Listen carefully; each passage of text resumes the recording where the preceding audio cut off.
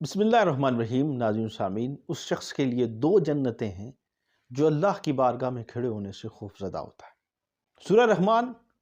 میں اللہ پاک ارشاد فرماتے ہیں وَلِمَنْ خَافَ مَقَامَ رَبِّهِ جَنَّتَانِ، جو اللہ کی بارگاہ میں کھڑے ہونے سے خوف زدہ ہوتا ہے، اس کو خوف آتا ہے کہ میں گناہ گار ہوں، میرے اتنے گناہ ہیں، کچھ گناہ جو ہیں وہ میں نے ظاہر کیے ہیں، کچھ گناہ مجھ سے باطناً ہوئے،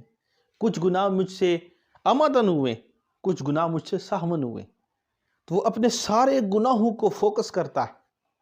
دل و دماغ پر ان گناہوں کو لے کے آتا ہے، پھر اس بارگاہ خداوندی میں آتا ہے، اور اس میں آنے سے اس وجہ سے ڈر رہا ہے میں اللہ کے سامنے کون سا منہ لے کے جاؤں گا۔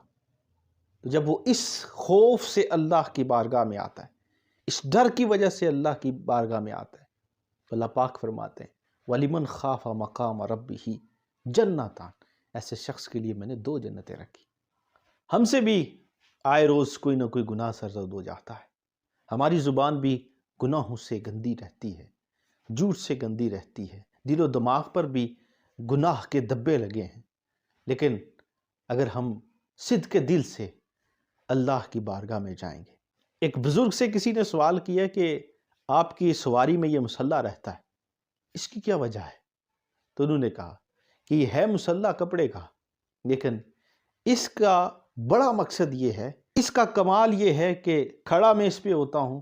بچھاتا میں اس کو زمین پر ہوں، لیکن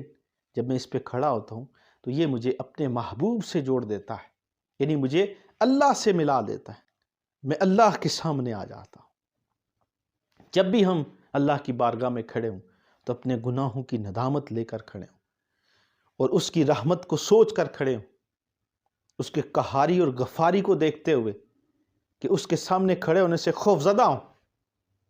تو اللہ تعالیٰ یقیناً اس خوف کی وجہ سے ہمارے گناہوں کو معاف فرمائے گا۔